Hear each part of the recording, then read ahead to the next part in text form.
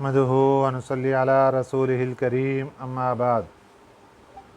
پارہ نمبر 15 سورہ کہف، آیت نمبر 79۔ اعوذ باللہ من الشیطان الرجیم، بسم اللہ الرحمن الرحیم۔ اما السفینۃ فکانت لمساکین یعملون فی البحر فأردت ان اعیبها وکان وراءہم ملک یأخذ کل سفینۃ غصبا وأما الغلام فكان أبواه مؤمنين فخشينا أن يرهقهما طغيانا وكفرا۔ صدق اللہ العظیم۔ گزشتہ سبق میں حضرت موسیٰ علیہ السلام کا سفر حضرت خضر علیہ السلام کے ساتھ ذکر کیا گیا، اور اس میں 3 واقعات بہت بڑے پیش آئے۔ ایک واقعہ دریائی اور سمندری سفر میں پیش آیا کہ جب یہ حضرات کشتی پر سوار ہوئے، کشتی والوں نے بغیر کرایہ کے، بغیر کسی ٹکٹ کے ان کو سفر شروع کروایا۔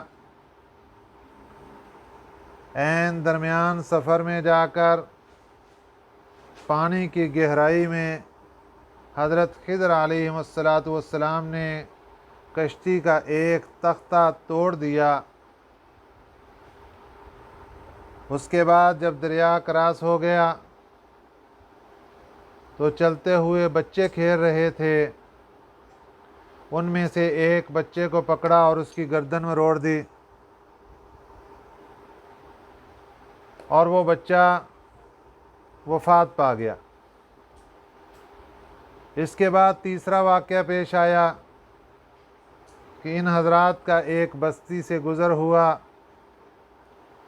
بھوک لگی ہوئی تھی، بستی والوں سے کھانا طلب کیا، انہوں نے کھانا دینے سے انکار کیا۔ اس کے بعد انہی کی ایک دیوار تھی جو کہ گرنے کے قریب تھی، حضرت خضر علیہ السلام نے اس دیوار کو درست کر دیا بغیر گرانے کے، اسی حالت میں اس کو ٹھیک کر دیا، اور وہ دیوار اپنے پاؤں پر مضبوط کھڑی ہو گئی۔ اب حضرت خضر علیہ السلام نے ان کی حقیقت بیان فرمائی کہ یہ جو 3 واقعات ہوئے ہیں، ان کی حقیقت کیا ہے پیچھے۔ یہ وہ راز ہیں جو اللہ تعالیٰ ظاہر نہیں فرماتے، لیکن ان 3 واقعات کا ظہور حضرت موسیٰ علیہ السلام کے سامنے ہوا، تو اللہ تعالیٰ نے ان 3 واقعات کی حقیقت کو حضرت موسیٰ علیہ السلام کے سامنے ظاہر فرما دیا، اور اس پورے واقعہ کو امت محمدیہ صلی اللہ علیہ وسلم کے لیے بطور سبق کے قرآن پاک میں ذکر فرما دیا، تاکہ پتہ چل جائے کہ اللہ تعالیٰ کی طرف سے جو بھی معاملہ ہوتا ہے اس کے پیچھے کوئی نہ کوئی راز موجود ہوتا ہے، جس کی حقیقت اللہ کی ذات ہی بہتر جانتی ہے۔ اما السفینۃ، بہرحال کشتی، یعنی کشتی کا جو تختہ توڑا گیا، اس کی وجہ کیا تھی؟ جواب، حقیقت کیا ہے پیچھے؟ اما السفینۃ، بہرحال کشتی، فکانت، وہ تھی، لمساکین، مساکین مسکین کی جمع ہے، چند مساکین کی، چند محتاج غریب لوگوں کی وہ کشتی تھی۔ یعملون، وہ محنت کرتے تھے، فی البحر، دریا میں۔ جیسا کہ کل کے سبق میں گزر چکا کہ یہ جو کشتی تھی یہ 10 بھائیوں کی مشترکہ کشتی تھی، جن میں 5 بھائی معذور تھے اور 5 بھائی صحت مند اور تندرست تھے۔ یہ جو 5 بھائی صحت مند تندرست تھے، یہ اس کشتی پر محنت مزدوری کرتے تو اس سے جو روزگار ہوتا وہ 10 بھائی اس سے اپنا دنیاوی نظام کو چلاتے، اور سب کا پیٹ اسی کشتی کے اوپر ہی اللہ تعالیٰ نے اسباب مہیا کر کے رکھے تھا کہ روزگار ان کا یہاں سے ہی سب کا چلتا۔ تو اگر یہ کشتی عیب دار نہ بنائی جاتی تو وجہ کیا ہوتی؟ فَأَرَدْتُ، حضرت خضر علیہ السلام حضرت موسیٰ علیہ السلام کو بتا رہے ہیں، فَأَرَدْتُ، میں نے چاہا، میں نے ارادہ کیا، ان اعیبہا، کہ اس کو عیب دار کر دوں، اس میں عیب ڈال دوں۔ کیوں؟ وجہ کیا تھی؟ کیوں عیب ڈالا گیا؟ کیوں تختہ توڑا گیا؟ وَكَانَ وَرَاءَهُمْ، اور تھا وَرَاءَهُمْ، ان کے آگے، یعنی جس طرف یہ کشتی جا رہی تھی ان کے آگے کشتی جس طرف جا رہی اس طرف مالکن، ایک بادشاہ تھا، یأخذ، جو لے لیتا تھا، کل سفینۃ، ہر کشتی کو، غصباً، چھین کر، غصب کر کے۔ ہر جو بے عیب کشتی ہوتی، داغدار نہ ہوتی، صحیح سلامت ہوتی، اس کو وہ پکڑ لیا کرتا تھا اس کشتی کو۔ اس لیے اللہ تعالیٰ نے مساکین کی رعایت رکھتے ہوئے مجھے حکم دیا کہ تم اس کشتی کو عیب دار بنا دو، تاکہ بادشاہ اس کو پکڑے گا نہیں، اور اس سے مساکین کا فائدہ ہو جائے گا اور ان کے پاس کشتی محفوظ رہ جائے گی۔ ایک جواب مکمل ہوا۔ دوسرا جو بچے کے قتل کا واقعہ پیش آیا، وَأَمَّا الْغُلَامُ، بہرحال جو لڑکا تھا، فَكَانَ أَبَوَاهُ، تھے اس کے والدین، ابوا تثنیہ ہے، اس کے والدین، مؤمنین، مومن لوگ، ماں باپ مومن تھے۔ فخشینا، ہم نے اندیشہ کیا، ان یرہقہما، یہ کہ وہ ان دونوں کو عاجز کر دے گا، مجبور کر دے گا، طغیاناً، سرکشی پر، وکفراً، اور کفر پر۔ یعنی یہ بچہ کل کو بڑا ہو کر سرکش بن جائے گا، یہ اللہ کو معلوم تھا، اور یہ بچہ کل کو بڑا ہو کر کافر بن جائے گا، اللہ کو معلوم تھا۔ اور اس کے مقابلے میں جو والدین ہیں وہ مومن لوگ اور نیک لوگ ہیں۔ اللہ نے ان کی رعایت رکھتے ہوئے، ایمان والوں کی رعایت رکھتے ہوئے، نیک ماں باپ کی رعایت رکھتے ہوئے، اللہ نے یہ بچہ تو لے لیا تاکہ یہ بڑے ہو کر والدین کے لیے فتنے کا ذریعہ نہ بن جائے۔ ظاہر ہے مفسرین اکرام فرماتے ہیں کہ ماں کی اپنے اس بیٹے کے ساتھ محبت انتہا کی تھی، اور اس محبت کے اندر خطرہ یہ تھا کہ یہ بچہ تو کل کو کفر کرے گا، تو ماں بھی بیٹے کی محبت کے اندر کہیں کفر نہ کر بیٹھے، یہ بیٹا تو کل کو سرکشی کرے گا، تو خطرہ تھا کہ ماں بھی اپنے بیٹے کی محبت میں سرکش نہ بن جائے، اللہ کی نافرمان نہ بن جائے۔ اللہ نے وہ وقت آنے سے پہلے بیٹے کو اٹھا لیا۔ فخشینا، ہمیں اندیشہ ہوا، ان یرہقہما، یہ کہ وہ دونوں کو عاجز کر دے گا، طغیاناً، سرکشی کر کے، وکفراً، اور کفر کر کے، اس لیے وہ بیٹے کو ہلاک کر دیا۔ فَأَرَدْنَا، ہم نے ارادہ کیا، ان یبدلہما، یہ کہ تبدیل کر دے ان دونوں کو، بدلہ دے ان دونوں کو، ربہما، ان دونوں کا رب، خیراً، جو بہتر ہو، منہ، اس سے۔ اللہ یہ بیٹا تو لے رہا ہے لیکن اللہ چاہتے یہ ہیں اللہ اس سے بہتر ان کو بدل عطا فرمائے۔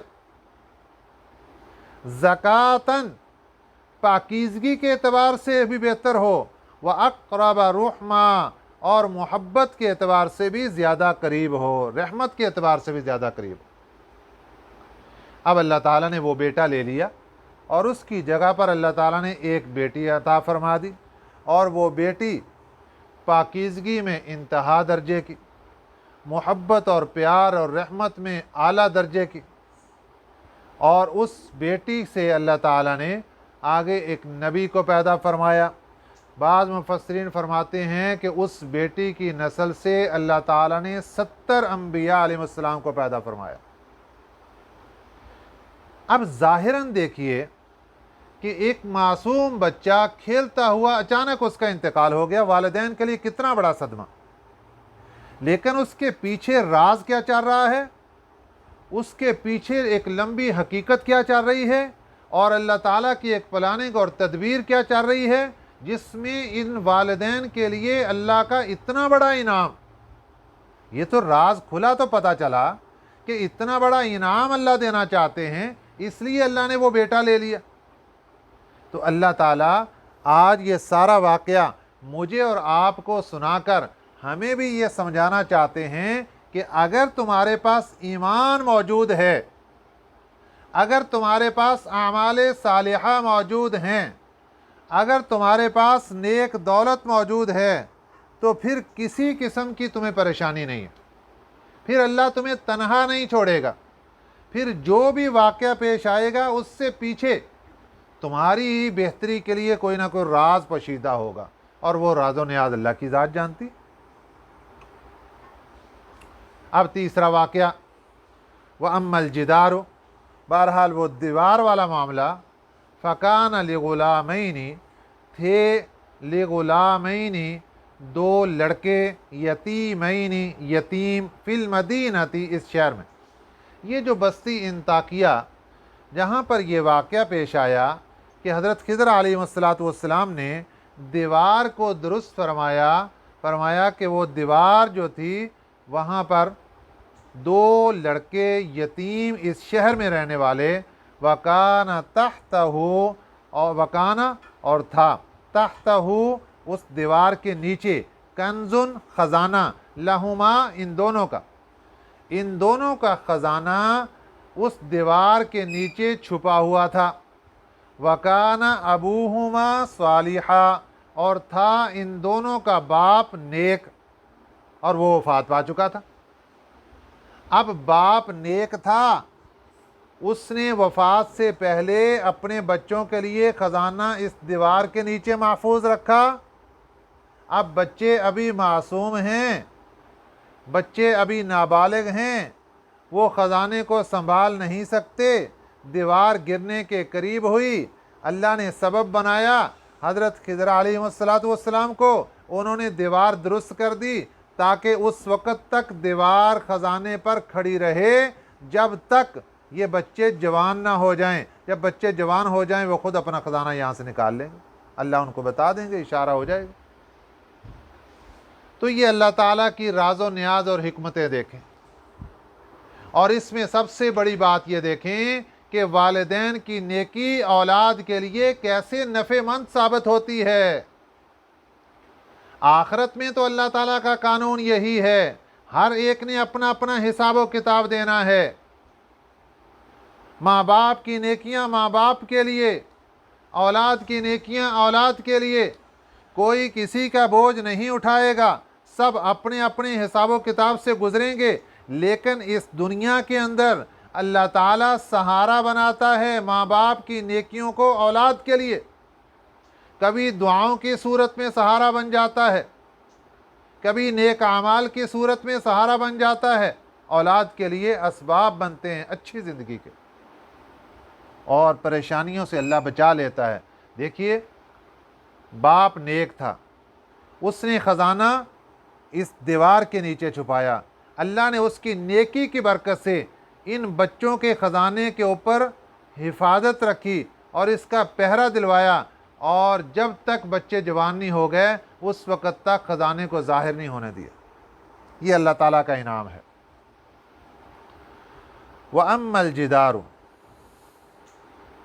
بہرحال دیوار، فَكَانَ لِغُلَامَيْنِ، تھے دو لڑکے، یتیمین، دونوں یتیم تھے، فی المدینہ، اس شہر میں، وَكَانَ تَحْتَهُ، اور تھا ان کا خزانہ اس کی دیوار کے نیچے، کنزن خزانہ، لہما ان دونوں کا، وَكَانَ أَبُوهُمَا صَالِحًا، اور ان دونوں کا باپ نیک تھا، فَأَرَادَ رَبُّكَ، इरादा किया तेरे रब ने अन यबलुगा, ये कि वो पहुँचें दोनों अशुद्धहुमा, अपनी जवानी को, व यस्तखरिजा, और वो दोनों निकालें कंज़हुमा, अपने ख़जाने को, अपनी जवानी को पहुँचकर फिर वो दीवार के नीचे से अपना ख़जाना निकालें। इसलिए अल्लाह ताला ने हमें सबब बनाकर इसको दीवार को महफूज रख दिया। रहमतम मिर रब्बिका, ये रहमत है तेरे रब की तरफ से।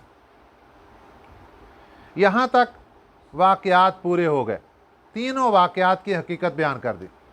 अब ये हकीकत हज़रत खिज़र अलैहिस्सलाम बयान फरमा रहे हैं हज़रत मूसा अलैहिस्सलाम के सामने।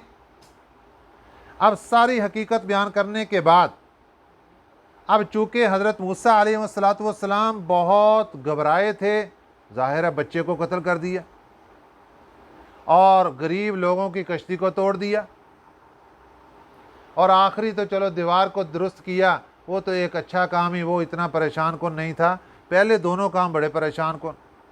तो हज़रत खिज़र अलैहिस्सलाम ने जवाब दिया, वमा फ़अल्तुहु अन अमरी, मैंने इसको नहीं किया अपने हुक्म से, अपनी मर्ज़ी अपने इरादे से मैंने ये काम नहीं किए, ये सब अल्लाह की मर्ज़ी से हुए हैं। ज़ालिका तावीलु, ये हकीकत है, मा लम तस्ति अलैहि सब्रा, उन बातों की जिन पर ताकत नहीं हुई आपको सब्र करने की, जिन बातों पर आपने सब्र नहीं किया, ये उन बातों की हकीकत असल ये है। जब हकीकत का पता चला, फिर पता चला कि अल्लाह का एक गैबी निज़ाम कैसा चल रहा है। ये है इल्म तकवीनियात जो अल्लाह ताला ने हज़रत खिज़र अलैहिस्सलाम को अता फरमा रखा था,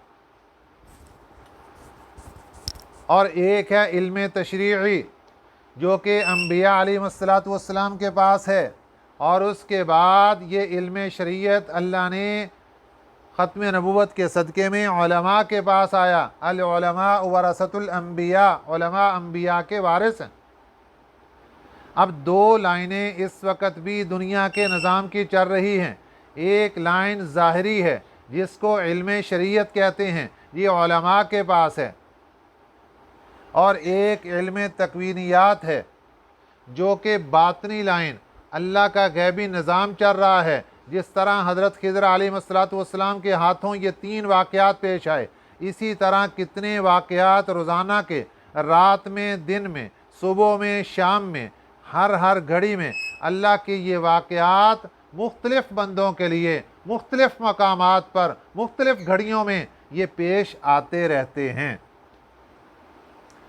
ये जो सिलसिला है, इस सिलसिले में जो सबसे बड़ी हस्ती होती है, सबसे बड़ी शख्सियत होती है, उसको कहते हैं गौस। उसके बाद जो शख्सियत आती है उसका नाम है कुतुब। उसके बाद जो शख्सियत आती है उसका नाम है अब्दाल। अब्दाल ये सबसे निचला दर्जा है। ये तकरीबन एक शहर के अंदर एक अब्दाल, बाज़ औक़ात 5-7 शहरों का भी एक अब्दाल, जो अल्लाह ताला की तरफ से ये गैबी निज़ाम सारा चला रहा होता है। और इन लोगों के लिए अल्लाह ताला की ये ज़मीन जब अल्लाह चाहते हैं ये सिमट जाती है।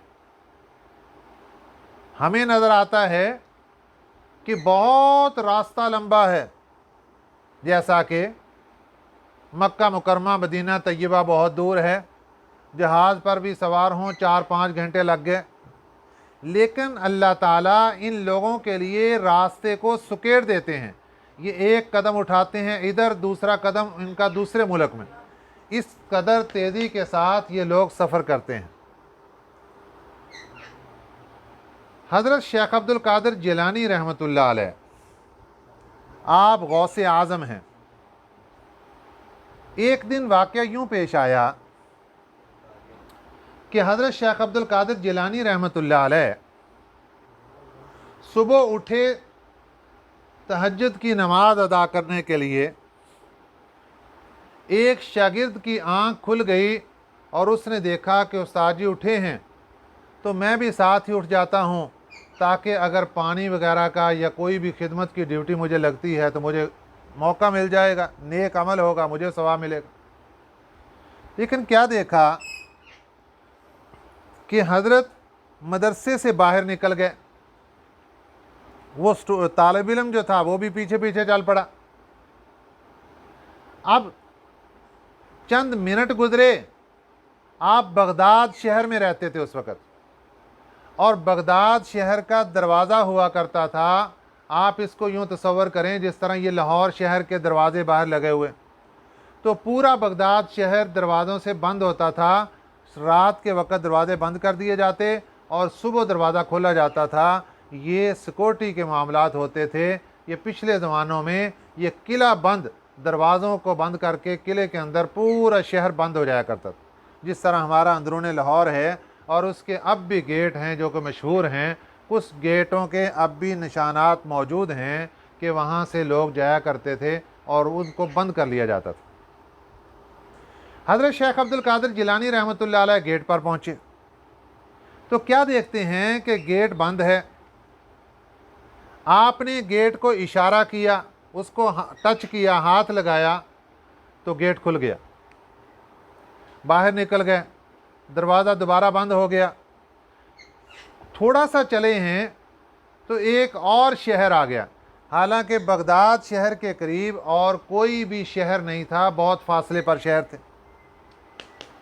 तो उसी वक़्त साथ शहर आ गया और उसका भी दरवाज़ा उसी तरीके से, जब दरवाज़े के पास पहुँचे तो दरवाज़ा बंद है। उसी तरीके से दरवाज़े को टच किया, दरवाज़ा खुल गया, आप अंदर तशरीफ़ ले गए। वो जो शागिर्द था वो भी पीछे पीछे। अब जब आप अंदर पहुँचे तो चलते हुए आप एक मकान में पहुँचे कि जहाँ पर कुछ लोग पहले बैठे हुए थे और अफसुर्दा परेशान से बैठे थे। आप भी जाकर वहाँ बैठ गए, अस्सलाम वालेकुम, वालेकुम सलाम, बैठ गए। थोड़ी देर के बाद एक जनाजा लाया गया और उस जनाजे में आपको इत्तला दी गई कि हज़रत जनाजा आ गया है। तो क्या देखा कि चंद लोग हैं जनाजे के साथ। अब रात का वक़्त है और उस जनाजे के आगे आगे चारपाई को कंधा देने वाली एक शख्सियत, जिनकी दाढ़ी बिल्कुल सफ़ेद थी और चमकता हुआ चेहरा, वो आगे आगे हैं और बाकी लोग पीछे हैं। और ये आकर जनाजा रखा गया। हज़रत को बताया गया, हज़रत शेख अब्दुल कादिर जिलानी रहमतुल्लाह अलैह को, कि जनाजा तैयार है, आप तशरीफ़ लाइए। तो आप तशरीफ़ लाए, आपने आकर जनाजा पढ़ा दिया। जनाजा पढ़ाने के बाद आपने कहा ठीक है, इनको ले जाएं और दफन कर दें। वापस आकर उसी कमरे में फिर बैठ गए और यूं निगाह नीची करके किसी तसव्वुरात में डूब गए। थोड़ी देर के बाद उस कमरे में एक आदमी दाखिल हुआ जिसके गले में सलीब लटकी हुई थी। ईसाई क्रिश्चियन था वो। सलीब निशानी है, इन्होंने अपने गले के अंदर जंजीर के अंदर डाली होती, जिससे पता चलता है इनकी ये निशानी कि ये सलीब ये वाले हैं, ये ईसाई क्रिश्चियन लोग हैं। तो जैसे ही वो हज़रत के सामने आकर बैठा तो हज़रत ने उसकी सलीब पकड़ी और उसको तोड़ दिया और उसको कलमा पढ़ा दिया, इस्लाम में दाखिल हो गया। और आपने फरमाया कि अब उनकी जगह पर ये होगा। अब उसके बाद दुआए खैर की और आप उठकर वापस चले आए। वो शागिर्द भी वापस चला आया। अब यूं लग रहा था जिस तरह रात का ये पहर उस जगह पर खड़ा हो गया कि इतना सारे मामलात हुए और वक़्त वहीं की वहीं खड़ा है। हज़रत तशरीफ़ लाए, वापस आकर तहज्जुद भी अदा की और उसके बाद दुआए खैर हुई, फजर की नमाज हुई। नमाज के बाद सबक था। अब जैसे ही सबक शुरू हुआ तो उन्होंने कहा, वो शागिर्द कहने लगा कि उस्ताद जी सबक बाद में पढ़ेंगे, पहले रात वाले वाक़े की हकीकत बताएं कि ये क्या मामला है। उन्होंने कहा रात वाला वाक़या वो कौन सा? कहा जो आप गए हैं और आपने जनाजा पढ़ाया। अच्छा, आपको कैसे पता चला? उन्होंने कहा उस्ताद जी मैं भी साथ ही था, मैंने सब कुछ देखा। अच्छा चलो, ये अल्लाह की तरफ से अगर आपने देख लिया है तो मैं इसको ज़ाहिर कर देता हूँ कि ये क्या वाक़या। अब हज़रत शेख अब्दुल कादिर जिलानी रहमतुल्लाह अलैह ने उसकी हकीकत ज़ाहिर फरमाई कि मुझे अल्लाह ताला ने ये बताया कि एक अब्दाल का इंतकाल होने वाला है और आपने जाकर उसका जनाजा पढ़ाना है और वो इतनी लंबी सब मुसाफत पर फ़लाँ जगह पर है। अब हज़रत यहाँ से निकले, अल्लाह ने सारे के सारे रास्ते सुकेड़ दिए और ये चंद कदम चलने के बाद ये उस शहर के अंदर पहुँच गए और वहाँ पर नमाज जनाजा उस अब्दाल की पढ़ा दी। वापस आकर बैठे तो अब अल्लाह ताला से दरख्वास्त की कि या अल्लाह अब इसकी जगह किसकी ड्यूटी लगानी है, कौन अब्दाल बनेगा। तो अल्लाह ताला की तरफ से ये इशारा दिया गया कि इस शहर के अंदर एक क्रिश्चियन है जो कि अभी तो ईसाई मज़हब के साथ ताल्लुक़ रखता है, लेकिन वो इस्लाम मज़हब के साथ मोहब्बत बहुत करता है, नबी पाक सल्लल्लाहु अलैहि वसल्लम की ज़ात अक़दस के साथ मोहब्बत बहुत रखता है। इसलिए हमने फ़ैसला कर लिया है कि अब हम इसकी जगह उसको अब्दाल बनाएंगे। उसको अल्लाह ताला ने भेजा, कलमा तय्यबा नसीब हुआ और उसको फिर उसकी जगह पर अब्दाल मुंतखब कर दिया गया। ये है अल्लाह ताला का एक गैबी निज़ाम और इसके कई वाक़यात हैं और कई अल्लाह ताला की तरफ से ये निज़ाम है और ये ज़ाहरी निज़ाम से हट कर है, इसको आम लोग नहीं समझ सकते और ना ही ये आम लोगों के सामने ज़ाहिर किया जाता है।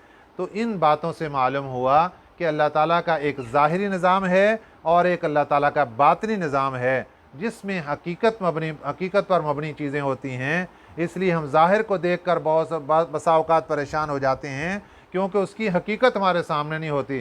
तो इसलिए अल्लाह ताला की तरफ से जो मामला भी आए उसको अल्लाह की रज़ा कहकर उसको अल्लाह के सुपुर्द करना चाहिए, क्योंकि उसके पीछे ज़रूर अल्लाह ताला की तरफ से कोई राज छुपे होते हैं जो कि हमारे लिए फ़ायदेमंद होते हैं। अल्लाह ताला हमें सही समझ नसीब फरमाए। आमीन। वमा अलैना इल्लल बलागुल मुबीन।